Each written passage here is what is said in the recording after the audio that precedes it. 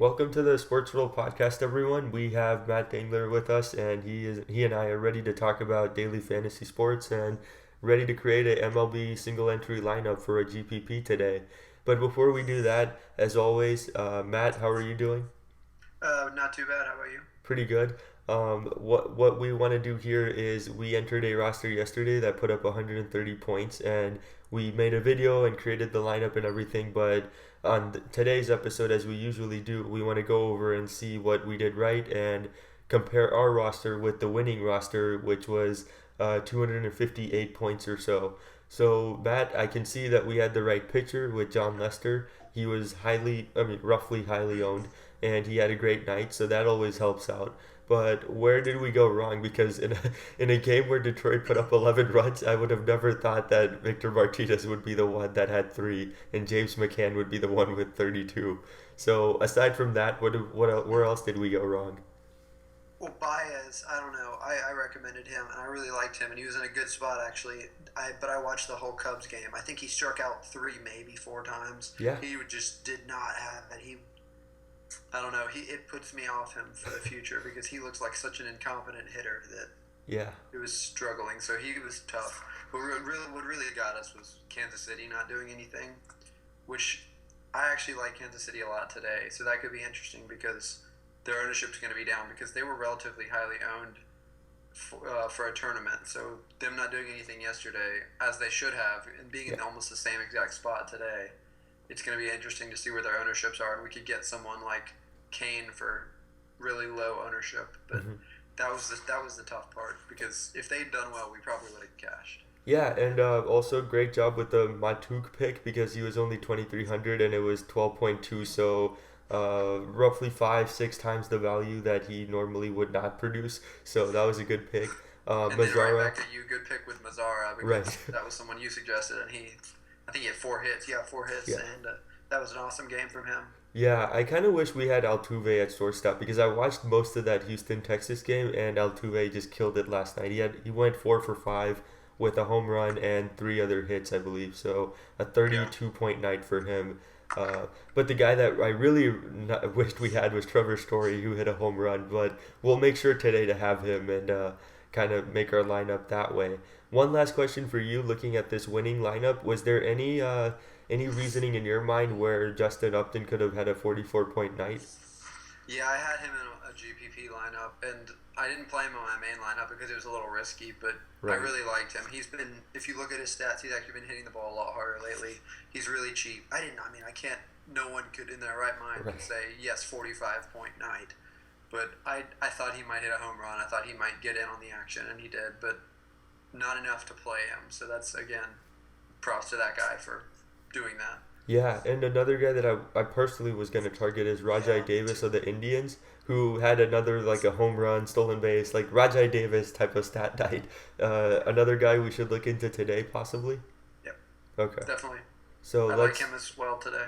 let's move on to today's 14K Tuesday MLB bunt single entry. It's a GPP, so we will perhaps take a little bit more risk than otherwise we would. So we're not looking to play it safe, so keep that in mind. But it's a scintillating, eye-popping, mind-boggling 15 game slate today. So it is pretty interesting as far as all the teams are playing, all the players are playing. The one thing I wanted to ask you, Matt, is how, just historically in terms of stats, how should we approach a team playing a second game of a doubleheader tonight, which the New York Mets will be doing and the Pittsburgh Pirates will be also doing? So I looked this up one time not that long ago, and there's almost no statistical differences in the way that they actually play. They don't get tired. I mean, it's baseball. It's not. It's not a second football game in a day. Yeah. But the main thing to watch out for is a lot of times people will rest. Teams will rest their better players for the second game for one of the two games. Typically, the second game. Okay. So if we're trying to target someone like Cespedes, who's coming off an injury, it might be a little riskier because he just might not play.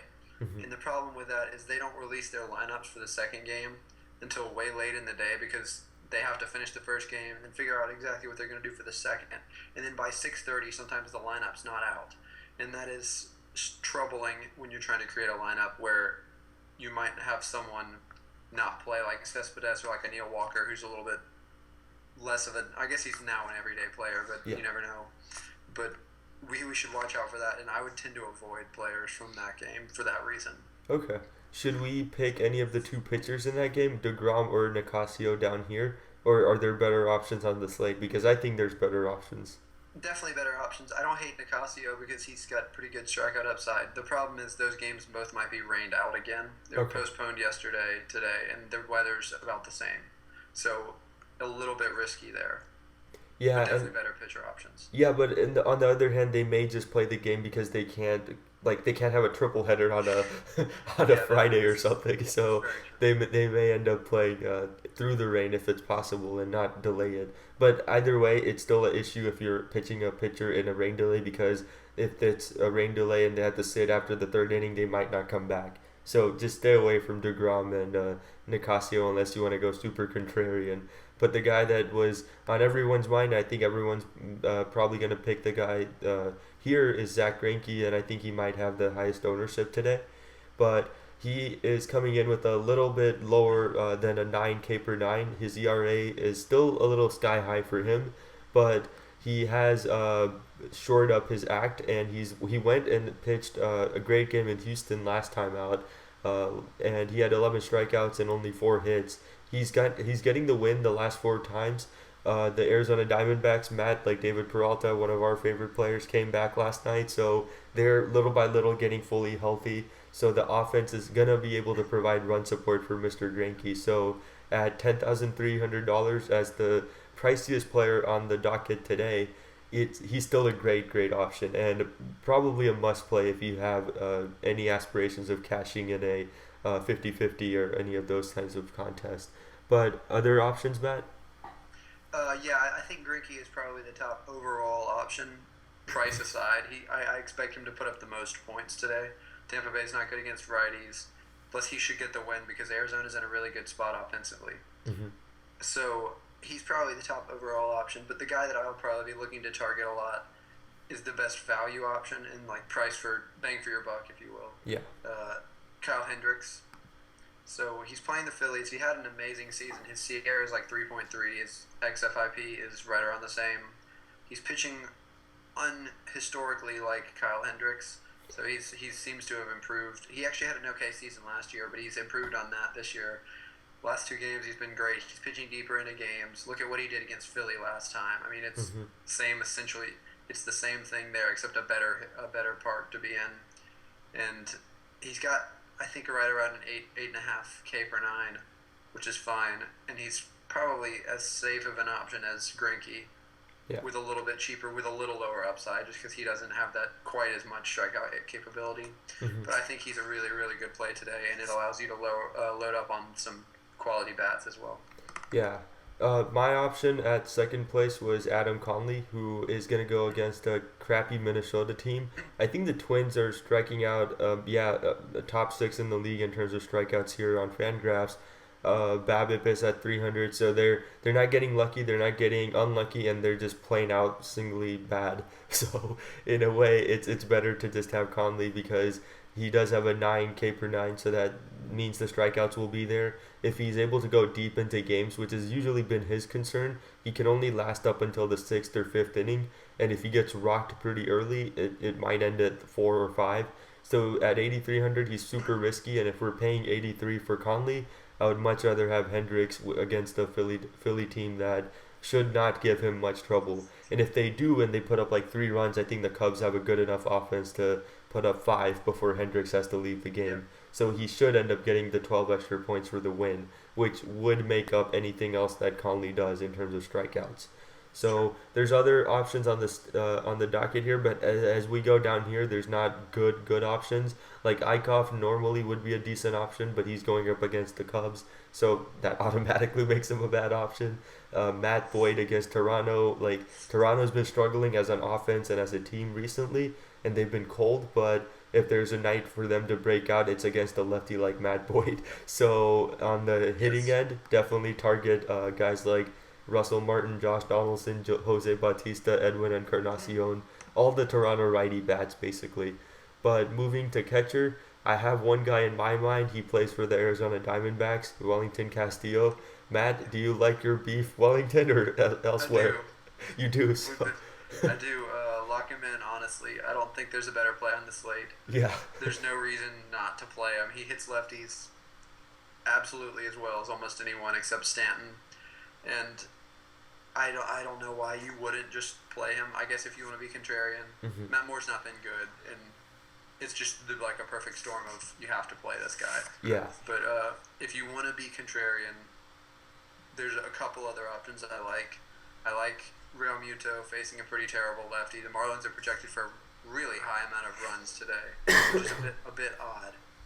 So he's a good option. Russell Martin's another option I really like. Again, not as much as Castillo, but he's facing a bad lefty. I expect Toronto to have one of the higher totals today. And then Yeah. a really much cheaper option, Yadier Molina. Definitely less upside, but if you want someone just to kind of to fill out a lineup, the Cardinals are going to be probably the highest scoring team today. They're projected for the most runs, so he could be in on that. Don't love him the way I like Wellington, but good, solid option, I would say. It's Yeah. lefties well. Yeah, I mean, I think Molina's been showing the bad side of his offense recently, so it's not been good. But not a bad option against the Cincinnati Reds. I think what you said is correct with Castillo. He seems to be the best option on the docket. But I was watching yesterday's game against Chris Archer, and Archer had an easy time with him. There was a couple Yeah. of opportunities where there were men on base, like on third base and second base, and Castillo was up, and he literally couldn't do anything, and he struck out both times, I think. And then in the end, he did get a single and then put a run up as well, or a walk and then an RBI. So he has a good eye for it because he was extending the at bat against Chris Archer. And I think if he can already see the ball this well against Archer and just narrowly miss the boat and strike out, then against Matt Moore, that should allow in a home run. And Agreed. yeah, so it's a different kind of bat. It's the one where he's getting close but failing, and that's He's the guy also you want. terrible against righties, which is weird. He Yeah. doesn't even have a 300 WOBA against righties, which is so weird. Yeah. But he just sees the ball so much better against lefties, and Hmm. just fine. For us. So yeah, and so moving to first base, we have Mr. Big Papi Ortiz going up against the San Francisco Giants. It's a right-hander named Suarez who apparently has pitched 17 innings, but I've never heard of him. I don't know who that is. So apparently, but if there's anybody that can go yard at AT&T Park, it's Big Papi himself, who's had 16 already and 54 RBIs. That's pretty impressive to me. But he's just part of a huge Boston offense that's firing on all cylinders right now. So, Matt, in your opinion, I think there's a little bit better options down the road here, but should we spend big for Big Papi? Well, it depends on if he actually plays, because they're not going to have the DH in Yeah. in San Francisco, and he is not a good first baseman. So I think I read somewhere that he might sit at least one game of the series, and if that's today, then it'd be obviously wasted 4,400. But tomorrow, if I'm waiting for him to play like Mike Leake or Jake Peavy, or not Mike Leake, Jake Peavy or Matt Cain, Yeah. and because they get mashed by lefties. So if that happens tomorrow, then cool, play him. But I Yeah. think I'll pass on him today because I just don't know who this Suarez guy is. He doesn't look very good. But Yeah. And I mean, he at least has a respectable 3.18 ERA. What Yeah. Matt said, the two other guys, Matt Cade and Jake Peavy, double this basically. Double this. That's their ERA. So that's why we're waiting on those two guys to come into the rotation. And hopefully they do. But if they don't, do we look at Mr. Anthony Rizzo, who goes up against a right-hander, Jared Eichhoff? yeah, I don't think there's any. I think there's better, cheaper options. Right, But yeah. I like him as well. He's been pretty consistently good. He's an amazing hitter in a hitter's park. Yeah. So what But is that said, yeah. I like Paul Goldschmidt probably if you're going for a high tier option. He's been a little bit rough, but in his career he hits lefties extremely well. He's a power and speed combo guy. Also typically hits for average, and Yeah.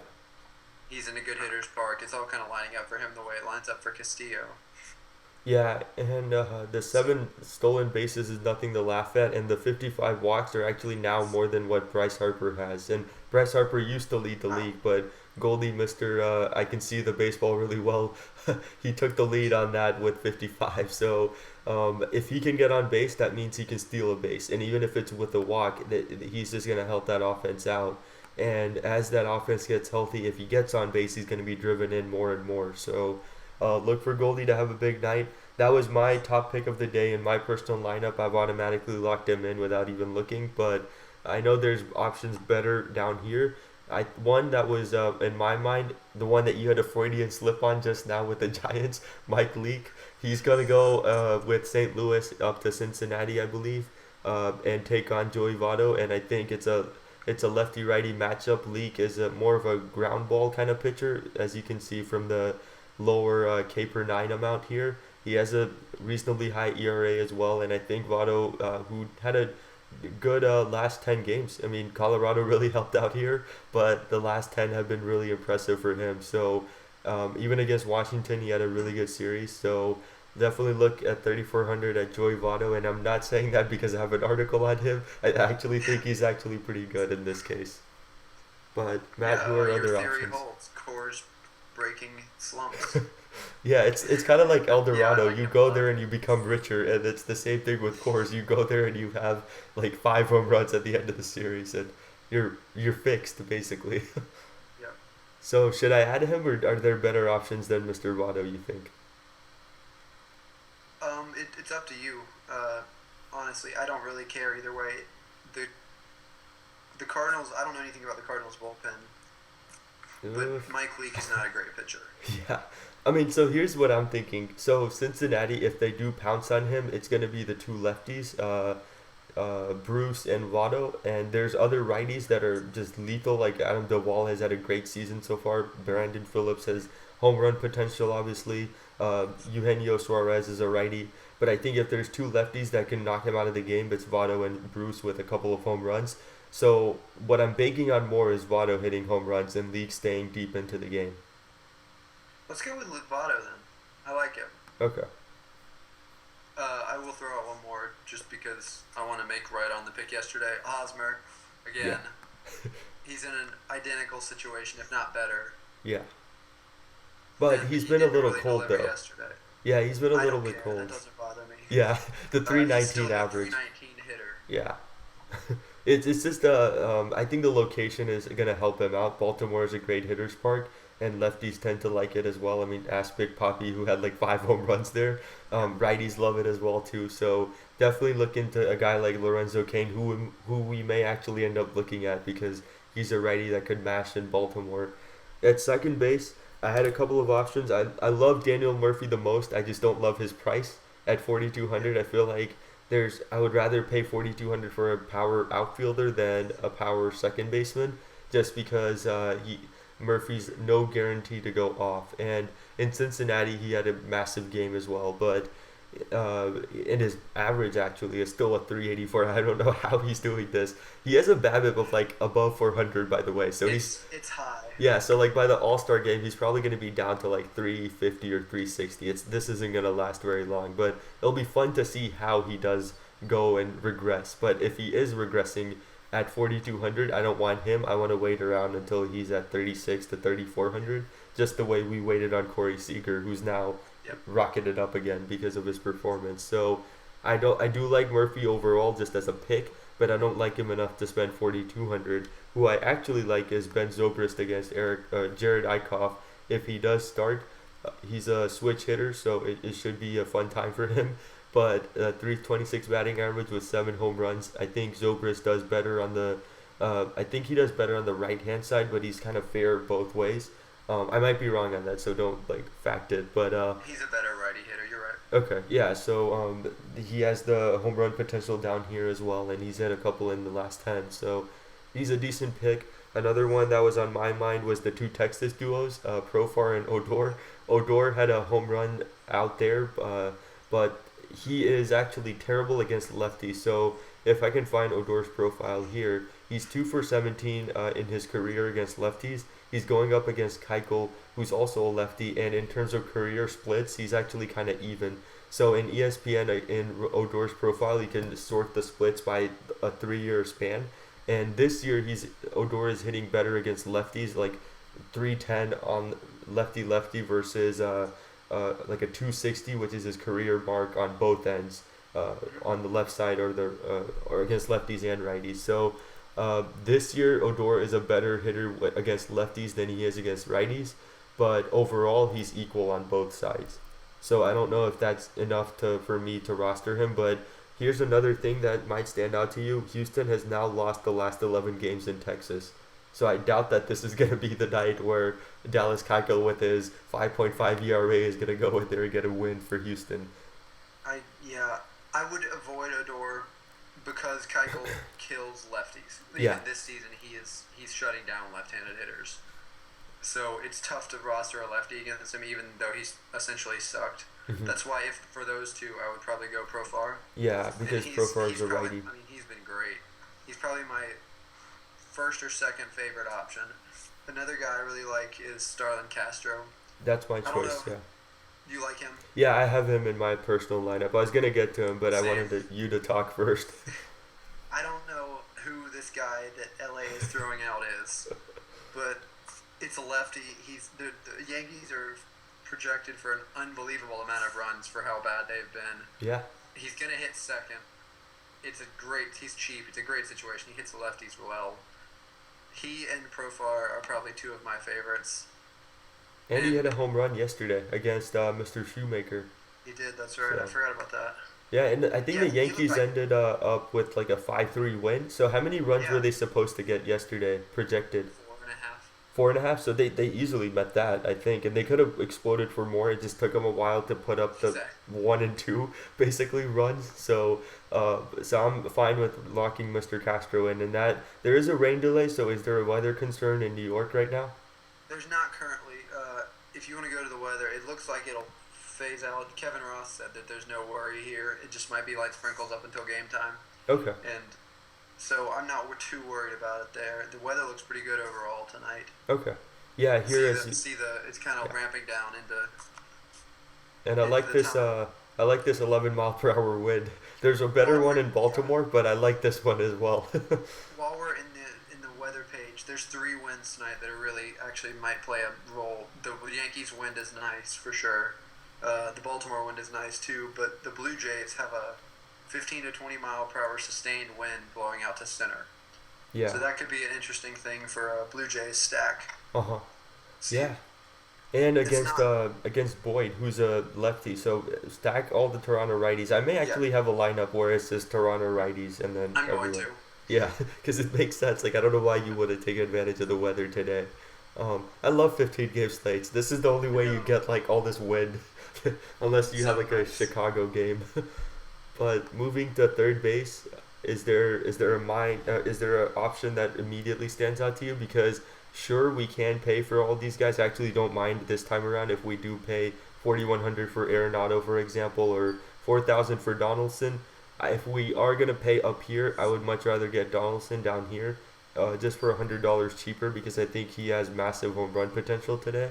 Even though he's been cold, I think he could have a 50-point night, and we would regret not having him. So, my choice is Donaldson, but the cheaper options I had was Nick Castellanos, who will be on the opposite end of him, opposite end of Donaldson today on the field, and yeah, good option. I would completely agree. He's probably my favorite option on this slate. Donaldson is. I like Castellanos as well, but I think I think this is third base is a good time to pay up. We have a pretty good amount of money left. Yeah. Donaldson and then Arenado are both really good options. I would lean, as you would, probably towards Donaldson. Okay. But do I have anyone else? Aaron Hill, maybe. He's not bad. He's facing a pretty bad lefty. Yeah. The other guy that I was looking at. Oh, wait. So you're, like, there's a massive feedback going on. I don't know why. Can you... Oh, no. Yeah, there's still one. Yeah. I don't know what went on. Matt, do you know sign language? Can you, like, sign up all the names for us? Is that Carpenter? Is this Donaldson? That is not Carpenter. We should do the 7 signs of signals. Like, is this Donaldson? If I touch my hat twice, it's Donaldson. But go ahead. I think it might be fixed now. Is it better now? Yeah, it is.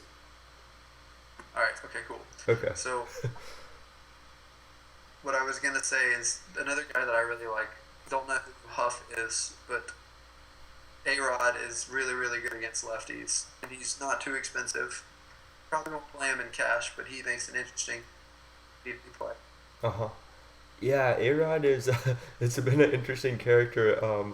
Yesterday on the Yankees broadcast, they talked about how he now like leaves his bat on his shoulder until the pitcher is ready to start, and he keeps his hands all loose on the bat. And it reminded me of like a golfer like Tiger Woods going through a complete reswing, and it just not going very well. So I think A-Rod, as good as he is against lefties and stuff, how likely? I think like Donaldson has a bigger chance of hitting a home run though.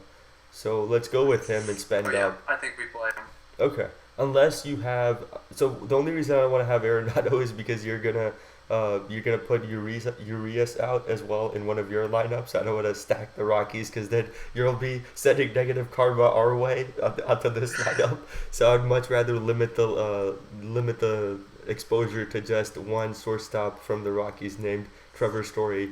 Mr. Story hit a home run yesterday, as we said earlier, and against Urias, who is a promising rookie but hasn't shown full promise just yet. But that guy should be up to Clayton Kershaw's level at some point. That's his like ceiling. So Urias, though, I don't think he'll start doing that in this game. It's only his third start in the major leagues. He hasn't yet gone past 5 innings, so it's very likely that this game ends up going to the bullpen pretty fast. So Matt, do you know how good the Dodgers bullpen is? I don't, but I can check if you give me a second. I have it Okay. on the spreadsheet. So in the meantime, I'll roster Tara's story and talk about another guy that I had on my mind. It was Brandon Crawford of the Giants. He's gonna go up against Porcello, who has the ability to strike people out. He doesn't walk them very often, as the 14 walk show. He's winning almost every match or every game he starts. But Mr. Crawford here loves to mash against lefties or against righty pitchers. Himself being a left-handed batter, so it could be a good night for Crawford, but it may be a night where he gets 2 hits and only puts up 15 points, whereas Mr. Story here puts up like 35 points because of a home run. So, Matt, are you ready to go on your end? Yeah, I'm good. Dodgers have currently ninth ranked bullpen, so it's fine. It's not a huge worry. Okay. They're good, but I mean, Story should be the one doing the damage to Urias. Okay. So, what are I other want options? to mention one other guy though. Okay. I got Probably too my eager. favorite, dual favorite with Story shortstop, Alanis Diaz. Okay. He's facing John Moscott, who is a pretty bad lefty. St. Louis is projected for the highest amount of runs on the slate, and he'll hit second. So he's probably a better cash gameplay. Not as high of upside, which is why we're going to go with Story here. But I will be playing him in my 50-50s because he's just in a really good spot. Yeah. No, I agree. Mr. Lamb, whoever that is. That ERA is It's Lamb, it's not Moscott. yeah, it is Lamb, but it's Even still a better. righty lefty, and he's still a terrible pitcher. It's just Yeah. interchangeable right about now. So, Plus, the moving, bullpen is the worst in the majors. yeah. So actually, that's the thing here is Mr. So Story could have a little bit of issue after he gets into the bullpen because the Dodgers are ninth highest in terms of bullpen efficiency, whereas the Cincinnati Reds, they have a terrible pitcher as a starter right now, going up against Diaz. But then when he crashes out after like the third inning, the bullpen is also just as terrible. So we may regret not picking Diaz at the end of the day, I think, because Story has a 0 or 35 potential, whereas Diaz has more of Sure. like 15 to like 30 potential. So, as Matt said, play him in a cash game over Story. But in the outfield, we have money to blow. So who are we gonna blow it on? Do you want to go ahead and roster Harper? Harper, yeah, Harper I liked because against Latos he should have a killing. If he has 5 walks again, I'll be fine with that too. But it looks like they're starting to pitch to him, and he's starting to hit the ball well as well too.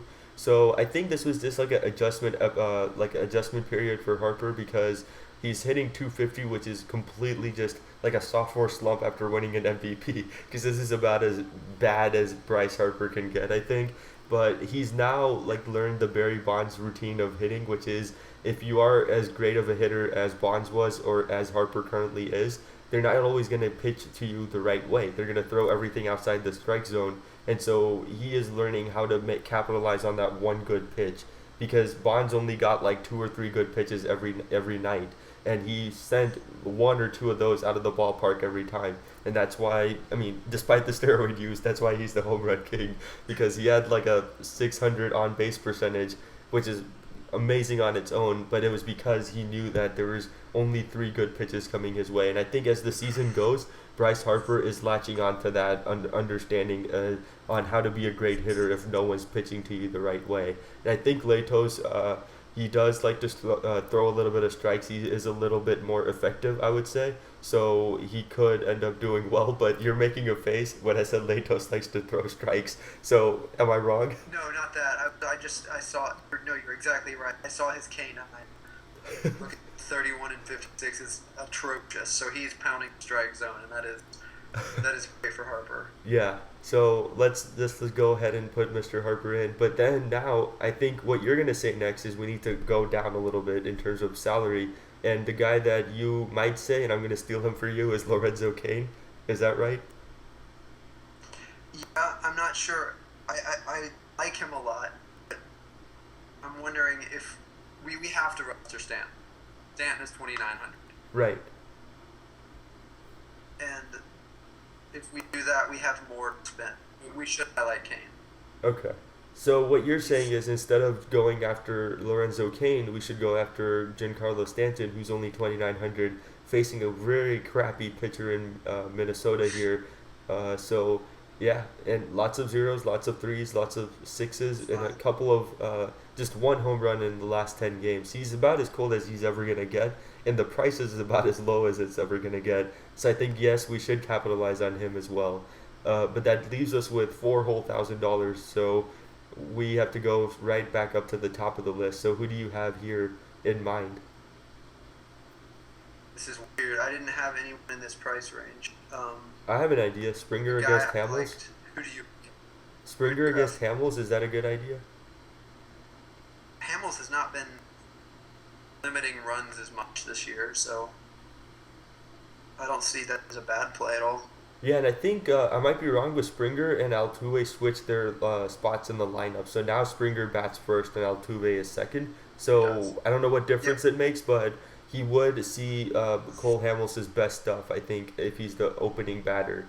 And so if there's a high chance for him to hit a home run, it would be against in the first opening one or two pitches. But are there better options like Trumbo? Yeah.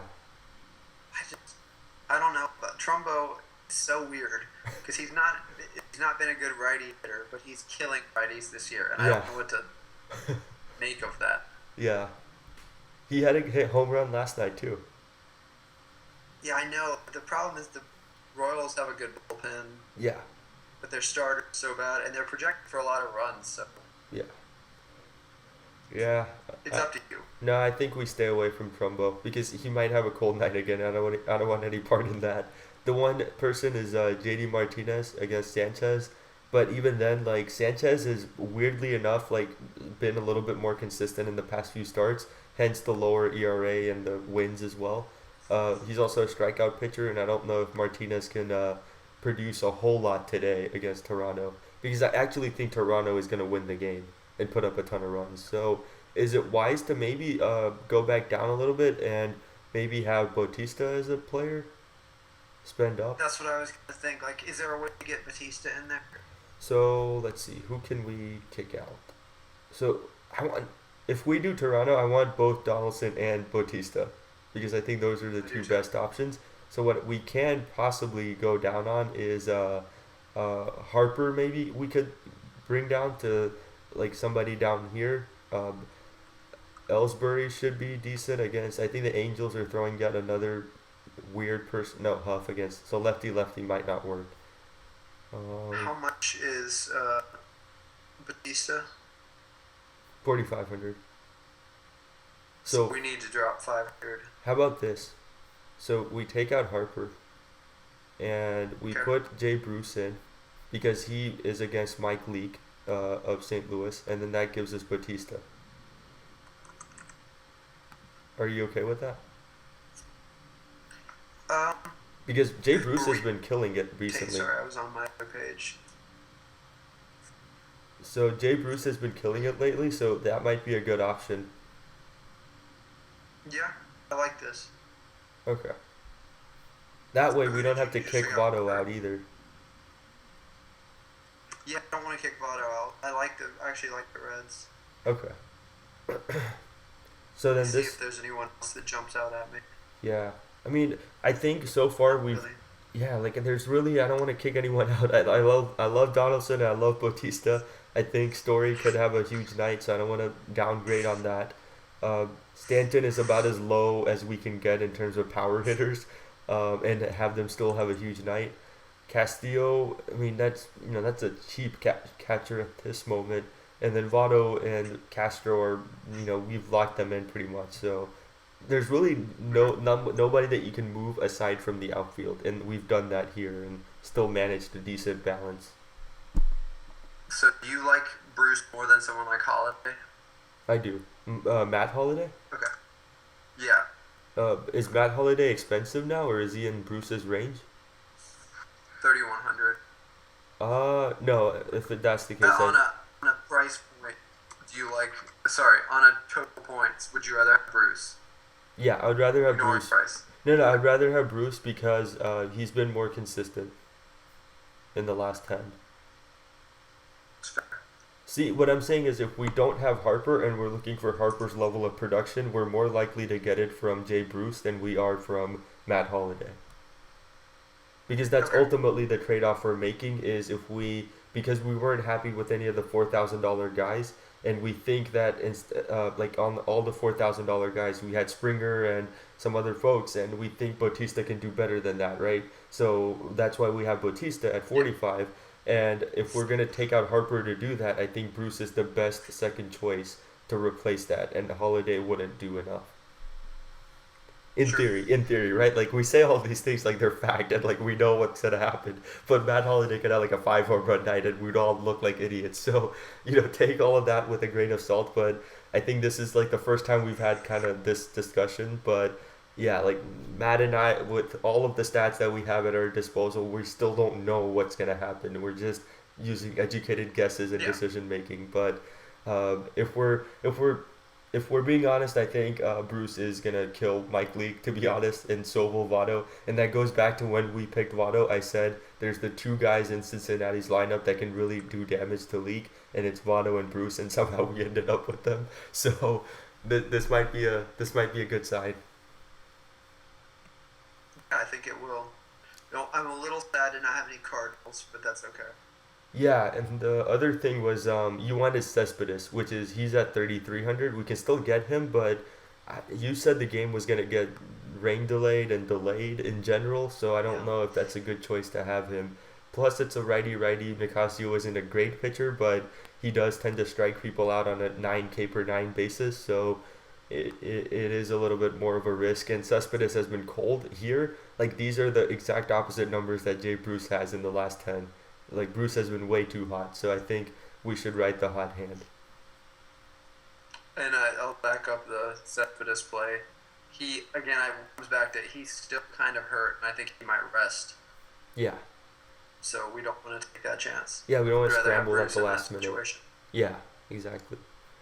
So Matt, unless you're completely dissatisfied with this roster and have other No, changes I to like it. make, okay, so we should enter it. And everyone else, thank you for listening to the podcast. We hope that the lineup here is. We hope one that we've thought through this enough where you all know what to make of this. But at the end of the day, hopefully it does well. And see you all next next week actually, because Matt and I are both on vacation starting from today onwards. So we'll see you all next week, and uh, when we pick this up next week, we'll also explain how this roster did, or maybe tweet it out from the Sports Roll account as so that people can see it. But up to that, have a fun time and enjoy the next 3-4 days of daily fantasy.